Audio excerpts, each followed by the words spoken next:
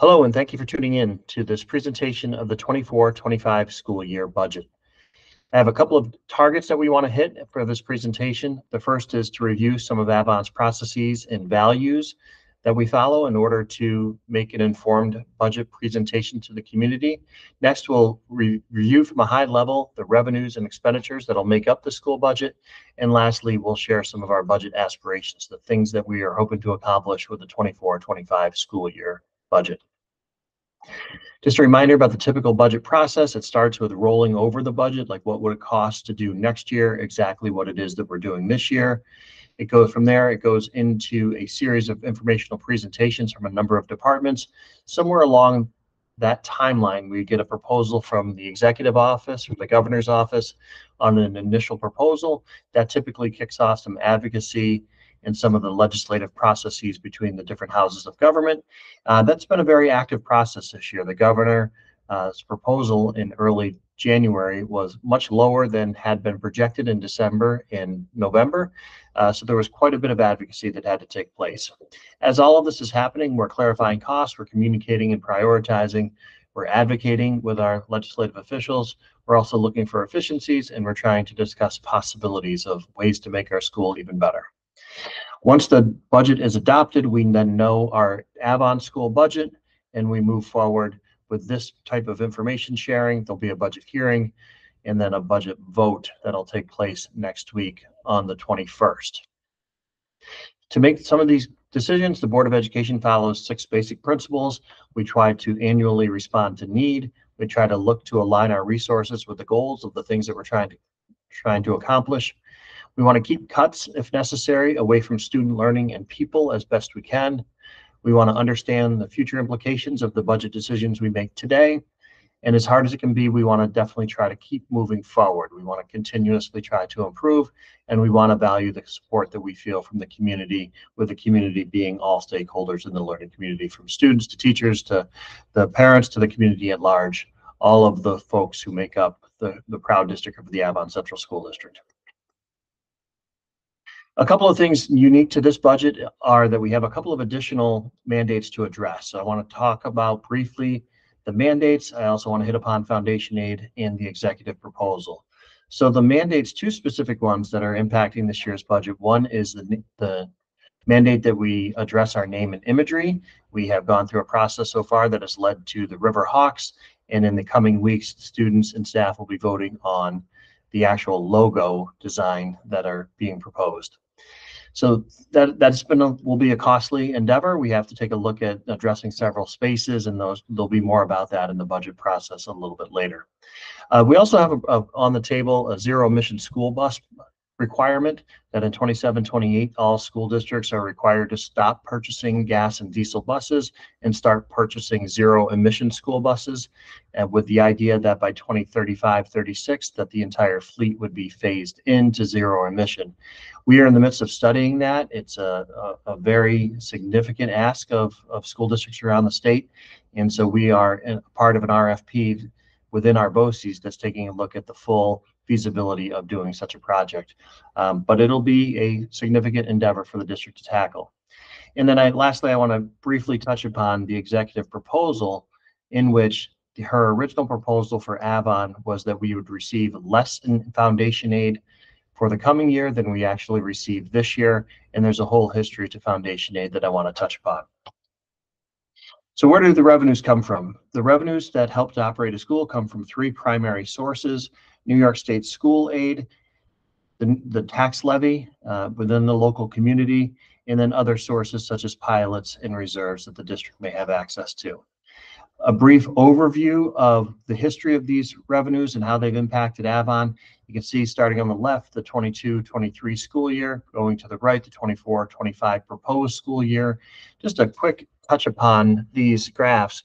You can see in blue is the state aid portion. From 22-23, we're slightly less than 50% of the total revenue. That's monies that come from New York State and their various aid calculations for us, to this year, 23-24, where it's slightly more than 50% of the monies that run the district come from the state. This is the first year that New York State fully met its funding obligation for Avon. And so when it's doing that, more than 50% of the funds that the district uses come from the state.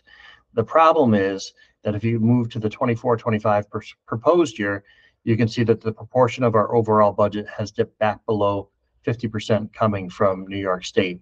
So New York State stepping back from its obligation for full funding through a variety of measures that have come forward. And then next, the other primary form of revenue is this items in green here. That represents the local tax levy.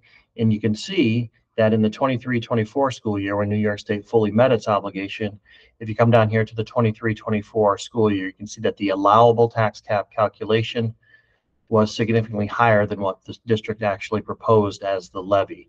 And you can see that for the next year as well. So that when New York State is stepping up and meeting its funding obligation, some additional tax considerations are made available to the community. You see foundation aid. Foundation aid is one of the New York State aids. There are several different types of aids that make up the New York State aid that school districts use as a revenue. Foundation aid is the foundational amount required to provide a sound basic education for the students of New York State. So you can see with these 22 bar graphs represent our 22 schools of the Genesee Valley BOCES. And on a per pupil basis, you can see that New York State foundation aid for Avon proposed for next year is the third lowest in our Genesee Valley BOCES. Foundation aid for New York State. I've mentioned full funding in this only school year of 23-24, the first time ever that New York State met its full funding obligation. This is a result of a lawsuit from 1993. So it took almost 31 years for New York State to meet its obligation. Since the foundation aid formula was agreed upon and put in place, these bar graphs represent the funding that New York State itself calculated for Avon, said that its foundation aid formula should be run, and these are the amount of funds that should flow to Avon to provide a sound basic education. The problem being in each of these years, the dip below the solid line, if it was all even here, that means Avon received the amount of funds that we were supposed to get from New York State. Instead, in each of these years, you can see the various amounts that New York State calculated for Avon, said that Avon needed, and then ultimately did not provide. In total, it's about $24 million up until this particular school year, 23-24, where it's the first time we've been fully funded. As we were underfunded for all of these years, some districts around the state, roughly half, were overfunded. So they received their bar graphs would go above the line, meaning New York State ran its formula and the monies needed for some districts to provide a sound basic education were actually less than what the state actually gave them. So they were overfunded. While they were being overfunded, they also received a due minimum every year of 3%. So a due minimum for us would be around the $330,000 to $340,000 range. So we are not getting a due minimum this year. The proposed aid for next year is flat to this year. Makes it difficult to create a school budget facing 4.1% consumer price index when we're being held flat in terms of foundation aid from New York State. So a closer look at the primary sources of revenue. You can see that the tax from 23-24 next year would go to $10,881,222. This represents a 3.39% tax levy. If you look at the graph back here, you can see that the allowable levy for the district this year is 4.21%, and the district is proposing being under that at 3.39%. The state aid, you can see that in total, the state aid has gone up some. That's a reflection of all of the state aids. Remember, foundation aid is the foundational aid. The most significant portion is remaining flat. So other aids may generate a little bit more in New York State aid, but the foundation aid is what is being held even. Pilots, interest earnings, these are from pilot agreements, payments in lieu of taxes that come onto and off of the tax levy on a year-to-year basis. They will have an impact on the amount of revenues that come into the district. Also, The reserves that the district has access to will also have an effect on the total revenues, because those reserves, if invested properly, can generate some funds.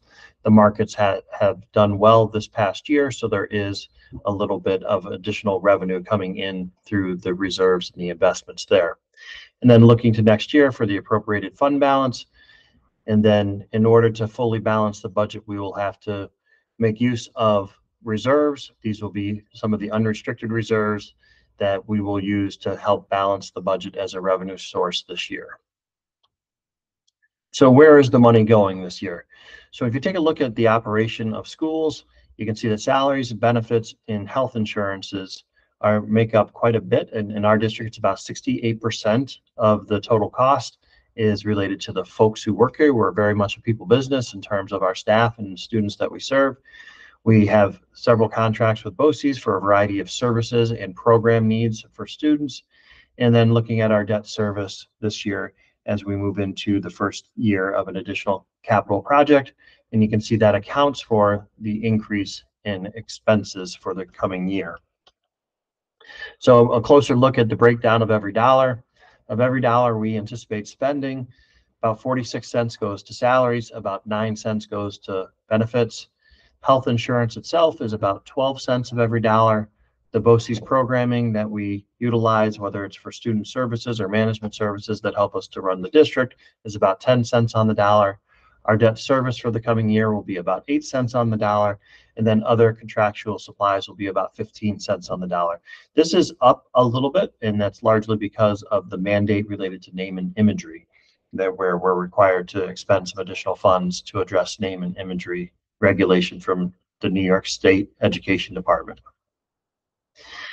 Moving forward, the budget includes a number of program aspirations. So we will address the state mandate for the upcoming school year.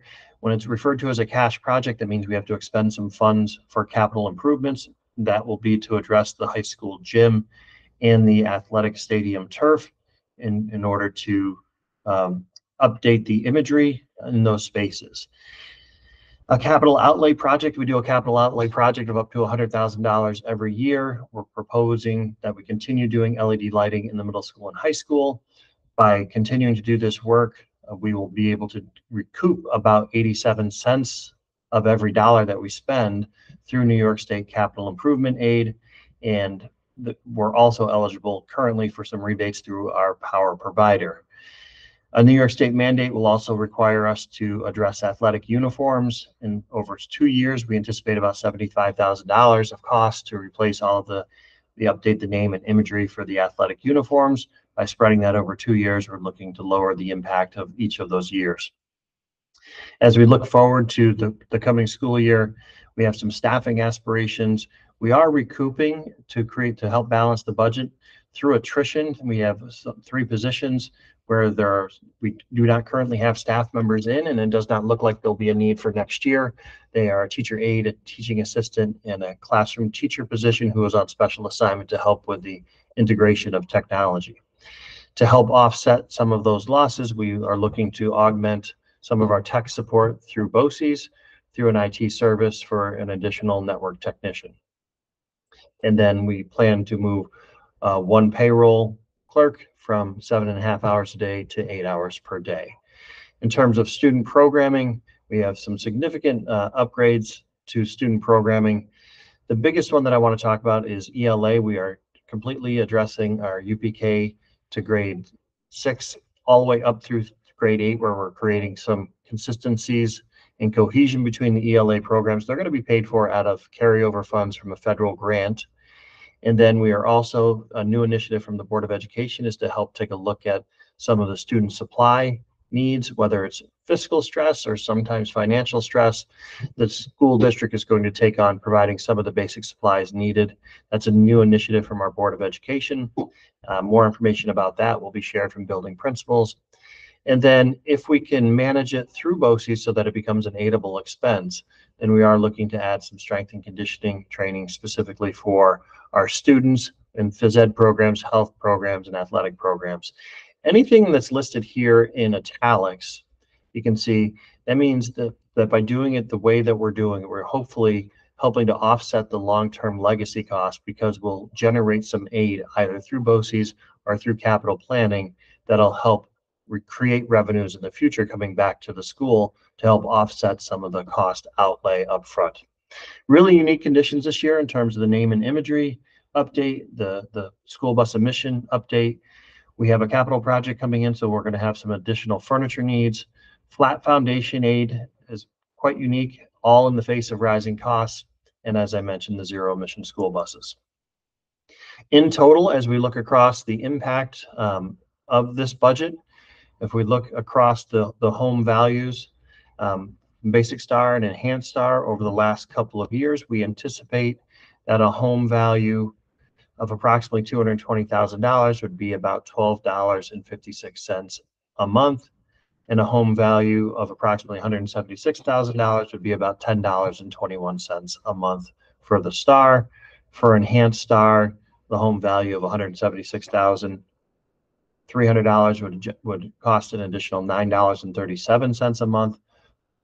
Excuse me, 78 cents a month, $9.37 for the year for the Enhanced Star. And for a home value of $220,000, $37.57 is what we're projecting for 24-25 for a home value of $220,000 or $3.13 a month.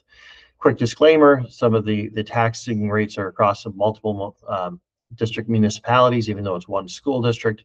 And these are approximate numbers and shouldn't be taken as quite literal. Each home value is going to be assessed as far as its proportion of the tax levy this year. Each year we utilize the vehicle and equipment reserve. This is a reserve for replacement costs of vehicles, for example, or replacement costs of furniture or essential equipment needed for programs such as athletics or physical education. Looking at some long-range planning, and as I mentioned before, we also will have some furniture needs going into the capital project. We're proposing a more aggressive use of this vehicle and equipment reserve for the purchase of furniture. It is what the funds have been set aside for, and we're requesting permission to access those funds by being a little bit more, by leveraging this particular vehicle and equipment reserve a bit more for the furnitures related to the capital project. We're actually saving money because we won't be financing furniture through the capital project. Furniture in most capital projects is not an aidable expense, so you pay full value dollar for dollar on that. And to borrow money to buy furniture doesn't make a lot of sense. Instead, we should purchase it outright and avoid the interest cost. It'll also have the benefit of allowing us to maintain a higher proportion of aidable work within the capital project. And then each year we spend about $125,000 on things like a vehicle equipment replacement cycle, and those other additional needs such as musical instruments, for example, would be items that we purchase from the traditional vehicle and equipment reserve. So just breaking this out and showing that it's a $375,000 request of the vehicle and equipment reserve this year, and wanted to explain the background as to why that's up from what it typically has been. You see, in terms of how Avon spends its money, in terms of earlier I showed where we're at in terms of the revenues that come to the district through New York State Foundation aid. This is an example of bar graphs that show the expenses per student that the Avon Central School District comes in at every year, and this is compared to the Genesee Valley BOCES School District. So the pure pupil expenditure can be looked at differently by different people, but in general, if a quality education is being provided at an efficient cost, then value is being conveyed. So this is a good representation that we are providing a strong program efficiently. So an overall summary of this year's budget, when you get to the high level, this has been a kind of a challenging year with a lot of moving parts from the executive, with new mandates that we're trying to plan for long term with a capital project happening. We're pretty happy with this budget in terms of where we ultimately landed. Where we're below the allowable levy. So this is the history of Avon's allowable levy. So that's a calculation that we have to come up with every year and report it to New York State.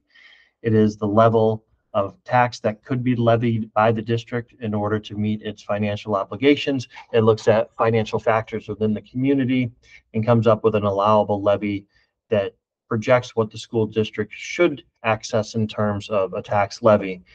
Because New York State with the exception of this year, has done a better job of meeting its funding obligations. You can see that in 4 of the last 6 years, the district has actually been below the allowable levy calculation.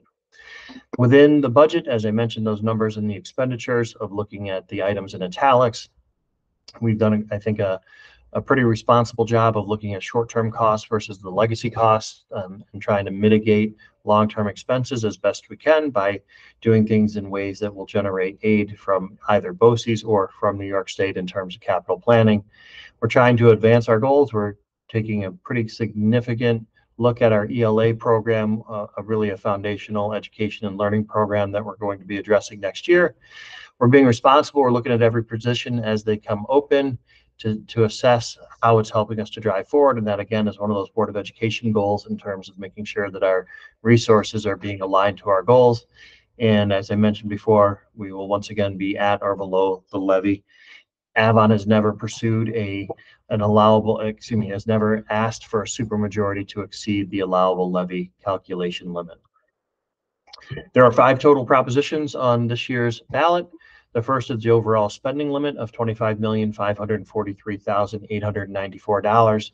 Each year, we do an annual purchase to keep our school bus fleet up to date, where we request permission to expend funds of $273,000 to purchase school buses. Part of our replacement cycle on the school buses, we have a vehicle and equipment reserve. So the vehicles here would be vehicles that are not school buses. For example, we have many out-of-district runs that are done with smaller school buses, or vehicle transports, such as the school vehicles. We also will look to expend on equipment, and I mentioned the furniture from before to help offset the cost of the furniture for the capital project, and then also looking at essential items for phys ed, athletics, for example, and in this case, music for the coming year. We're seeking permission to start a capital school bus purchase reserve. So this would be a capital reserve set aside specifically for student transportation expenses. And this is in preparation for that mandate for 27, 28 to no longer be able to purchase gas or diesel buses. The current thinking is that these buses are going to be about twice as expensive. We will be pursuing any and all opportunities for rebates through or incentives for the purchases. But in working with our long-term planners, working with our architects, and so far what we've learned from this RFP through the Genesee Valley BOCES is one of the most responsible things that we can do is to begin to help set aside, if we're able to save some funds, to help offset the purchase of such expensive school buses coming at us in the near future. So we're seeking permission to start the reserve. If funds are able to be moved into those reserves, they cannot be expended without coming back to the public to ask permission to expend those funds from this particular capital school bus purchase reserve if we're allowed to create it based on voter approval. The fifth proposition this year is from the Avon Free Library, seeking permission to levy a tax of $170,000, up from $143,000. If this is approved, then the school district leverages applies the tax levy and turns those funds over to the library for its programming. There's 1 seat for the Board of Education up for a vote this year. It's currently occupied by board member Beth Peck. It is a 3-year term. It expires on June 30th, 2027. Currently, Beth Peck is the only candidate for that position. The annual vote will take place at the Middle School Auditorium on May 21st, 2024. The voting is going to start at 1 p.m. and end at 9. We have typically had the vote from noon until 9 p.m. We're delaying the start by 1 hour this year. It will start at 1 p.m. in the Middle School Auditorium. We've been pushing out quite a bit of additional information this year. There's a series of videos from myself and Dr. Rick Timms, who's a school finance expert, talking about the tax levy. All of this can be found on the district's webpage at this URL address here. There's been a great deal of more information posted this year because it's been such a unique budget year. I want to thank you for taking the time to tune in. The required budget hearing will take place this evening, which is May the 13th at 7 p.m. in the auditorium, but almost all of what is presented here in this video will be the exact same as the official budget hearing. With that, I want to thank you and have a great rest of your day.